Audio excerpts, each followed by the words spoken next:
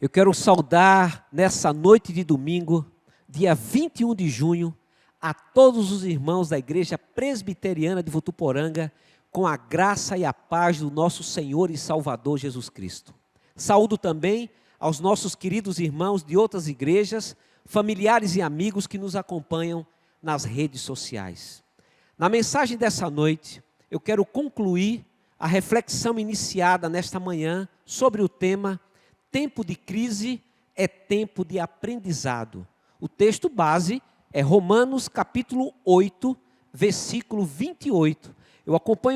Eu convido você a que acompanhe a leitura da palavra de Deus nesse instante, juntamente comigo e com a sua família. Romanos 8, 28, que diz: sabemos que todas as coisas cooperam para o bem daqueles que amam a Deus, daqueles que são chamados segundo o seu propósito. Feche seus olhos comigo e vamos orar ao nosso Pai Celestial nesse momento.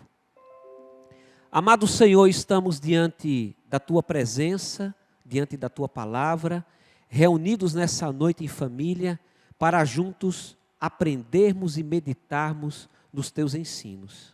Fala ao nosso coração nesse momento, através das Escrituras Sagradas. É o que nós te pedimos, no nome de Jesus. Amém. Você já ouviu falar sobre a expressão providência agridoce ou providência carrancuda de Deus? Essa expressão, ela foi utilizada por John Piper no último livro que ele escreveu, chamado Coronavírus e Cristo. Também foi utilizada essa mesma ideia pelo reverendo Hernandes Dias Lopes, ao falar dessa parte da soberania de Deus como providência carrancuda de Deus. Descreve essa expressão que algumas obras de Deus, elas são vivenciadas por nós e nem sempre nós vamos ter esses momentos como momentos agradáveis. Nós vamos, às vezes, experimentar esses dias amargos nessa vida. Um exemplo disso é que Noemi, a sogra de Ruth, ela perde o seu marido, os 2 filhos, perde a nora, passa um período de muita fome, exilada, e ela chega a dizer assim: o Todo-Poderoso tornou a minha vida muito amarga. De mãos cheias eu parti, mas de mãos vazias o Senhor me trouxe de volta. O Todo-Poderoso me trouxe desgraça. Ruth capítulo 1, versículo 20 e 21. Essa é uma experiência de experimentar a providência agridoce ou carrancuda de Deus. Mas precisamos entender, em momentos assim, que Deus governa sobre tudo. E Ele é totalmente sábio em tudo o que Ele faz, mesmo que a nossa razão não compreenda nesses instantes.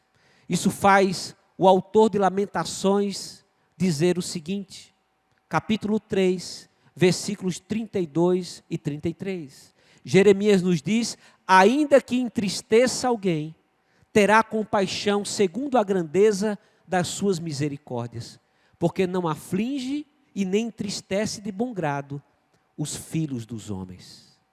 Esses momentos difíceis, onde temos que experimentar a providência agridoce ou carrancuda de Deus, nós às vezes entramos em crise. E a pergunta que salta aos nossos olhos diante do tema tempo de crise é tempo de aprendizado é a seguinte: qual é o bem que uma situação difícil que nós estamos vivendo pode contribuir para a nossa vida? Na manhã de hoje, nós analisamos o primeiro bem de uma situação difícil que pode contribuir para a nossa vida, que é a humildade. Na noite de hoje, eu quero avançar um pouco mais sobre mais 2 benefícios que Deus pode nos proporcionar em momentos de crise, como crescimento e comunhão. Sobre crescimento, O salmista nos diz no Salmo 119, versículo 67, o seguinte: antes de ser afligido, andava errado, mas agora eu guardo a tua palavra. Você percebeu, na linguagem do salmista, que antes de passar por essa crise, antes de passar pela aflição, ele andava errado, mas depois que Deus, através da sua providência agridoce ou carrancuda, fez com que ele passasse momentos de crise, ele vai dizer: agora eu guardo a tua palavra. Perceba como esses momentos podem ser momentos que Deus vai utilizar para o nosso crescimento espiritual. Na crise, alguém já falou, nós colhemos frutos preciosos, porque na crise nós somos garimpados, nós somos refinados, nós somos purificados, e o nosso caráter é transformado num caráter inabalável. Ou seja, a crise proporciona crescimento. Diz um teólogo chamado Robert Leighton, ele diz: a aflição é o pó de diamante com que o céu pule as suas joias. Como ovelhas, que sou e você também, nós aprendemos muito mais sobre a vara da disciplina de Deus do que com o cajado que nos consola. Deus vai utilizar esses momentos de crise para nos fazer crescer cada vez mais diante dele. A pergunta é: isso não estaria cooperando para o nosso bem? Como diz o texto principal da nossa reflexão? Segunda carta de Pedro 3,18, o apóstolo nos diz: crescei na graça e no conhecimento do nosso Senhor e Salvador Jesus Cristo. Momentos de crise é momentos de aprendizado, porque nos leva ao crescimento, mas também nos leva à comunhão. Lá em Oséias, capítulo 5, a partir do versículo 15, nos diz o seguinte: irei e voltarei para o meu lugar, até que se reconheçam culpados e busquem a minha face. Estando eles aflitos, ansiosamente me buscarão. Capítulo 6, de 1 a 3. Vinde e tornemo-nos para o Senhor, porque Ele despedaçou e nos sarará. Fez a ferida e nola atará. Depois de 2 anos nos ressuscitará. Ao terceiro dia nos levantará e viveremos diante dele. Conheçamos e prossigamos em conhecer ao Senhor. A sua saída é como a alva e ela é certa. E ele a nós virá como chuva, como a chuva seródia que rega a terra. A crise, meus irmãos e minhas irmãs, nos leva à comunhão, a um relacionamento mais íntimo com Deus. Nos leva a conhecer Deus, não só de ouvir falar, como disse Jó, mas conhecer a Deus de uma maneira mais íntima. Os meus olhos te veem. Nos leva a buscar mais a Deus. A aflição levou a mulher cananeia ao filho de Davi, conduziu o ladrão ao seu Salvador, fez o endemoniado buscar libertação, fez 10 leprosos procurarem a sua cura, fez 4 homens descer um paralítico por cima de um telhado, fez a viúva de Naim parar o velório para pedir ajuda pelo seu filho, fez Jairo clamar por sua filha que estava morta, fez uma senhora que sofria 12 anos tocar na orla das suas vestes e ser curado, fez as irmãs Marta e Maria mandar chamar Jesus Cristo para ajudá-lo, porque o seu amigo Lázaro havia morrido, fez um desonesto levá-lo para a sua própria casa e ter a sua vida transformada, e fez um cego mendigo chamado Bartimeu dizer: Jesus, filho de Davi, tem compaixão de mim. A pergunta então, se Deus quiser utilizar a crise para lhe trazer cada vez mais para perto dele, não estaria essa crise cooperando para o nosso bem? Paulo está certo quando ele diz: todas as coisas cooperam para o bem daqueles que amam a Deus, daqueles que são chamados segundo o seu propósito. Porque Deus, mesmo nos permitindo enxergá-lo na sua fisionomia carrancuda, ou provar o agridoce nesses dias de pandemia, continua soberano sobre a terra, Senhor do universo, nos fazendo humildes, nos fazendo crescer e nos fazendo cada vez mais ter comunhão com Ele.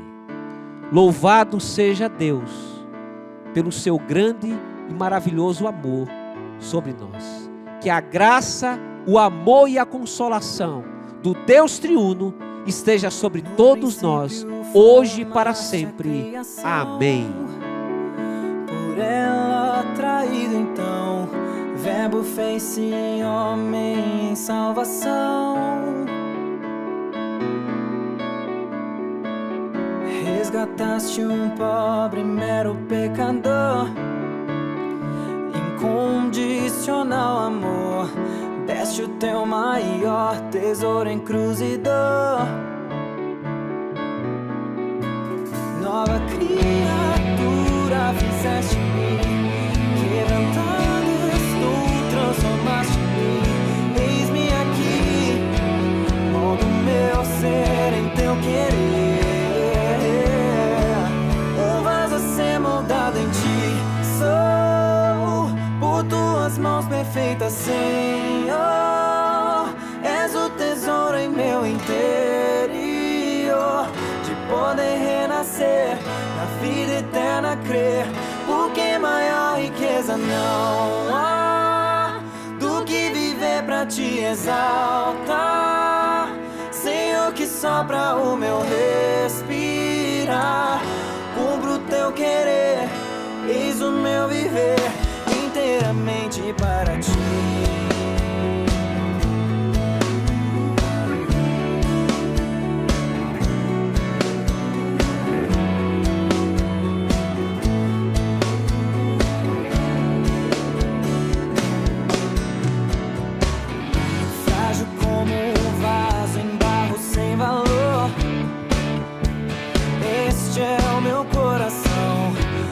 A ser quebrado pelo Criador.